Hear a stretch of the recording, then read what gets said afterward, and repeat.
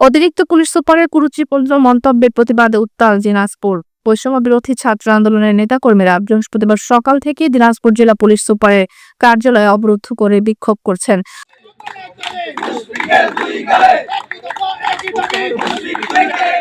আন্দোলনকারীদের দাবি, অতিরিক্ত police super traffic Mohammad Mushfiqur রহমানকে শুধু প্রত্যাহার নয়, গ্রেপ্তার করতে হবে। ঘটনার সূত্রপাত গোপালগঞ্জে এনসিপি নেতা নাহিদ ইসলাম ও অন্যদের ওপর হামলার পর।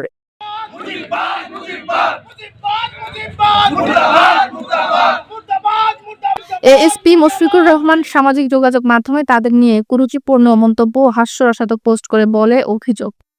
ফেসবুকে মন্তব্য করেন যে যখন ভাইদেরকে হামলা করা হচ্ছিল সেই মুহূর্তে ভাইদেরকে সেনাবাহিনীর যে রেস্কিউ সাজোয়া যান আছে সেখানে তাদেরকে নেওয়া হচ্ছিল, এটাকে উল্লেখ করে তিনি বলেন যে শীতাতপ নিয়ন্ত্রিত এই ট্যাঙ্কের শীতের হাওয়া যে কেমন, এই বিষয়ে তিনি ব্যঙ্গাত্মক মন্তব্য করেন ফেসবুকে তার আইডিতে।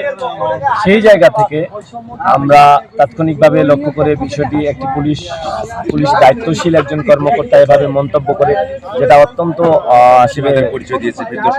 এই আইনের বহির্ভূত একটি কাজ। সেই জায়গা থেকে তার বিরুদ্ধে আমাদের অবস্থান হয়, যেহেতু 24-এর বিপ্লবের মধ্য দিয়ে 2000 শহীদের রক্তের বিনিময়ে আমাদের এই নতুন বাংলাদেশ আমরা পেয়েছি। তো আমরা চাইছিলাম তার দ্রুত প্রত্যাহারের সাথে বরখাস্ত এবং তাকে দ্রুত আইনের আওতায় নিয়ে এসে গ্রেফতার করা। আন্দোলনকারীরা জানান, অতিরিক্ত পুলিশ সুপারের এই আচরণ শুধু অশোভন নয়, এটি উদ্দেশ্য প্রণোদিতভাবে চলমান গণতান্ত্রিক আন্দোলনকে হেয় করার একটি চক্রান্ত।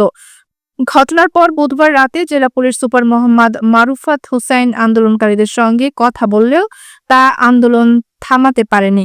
তিনি জানিয়েছেন, অভিযুক্ত কর্মকর্তাকে ইতোমধ্যে প্রত্যাহার করে সদর দপ্তরে রিপোর্ট করতে বলা হয়েছে।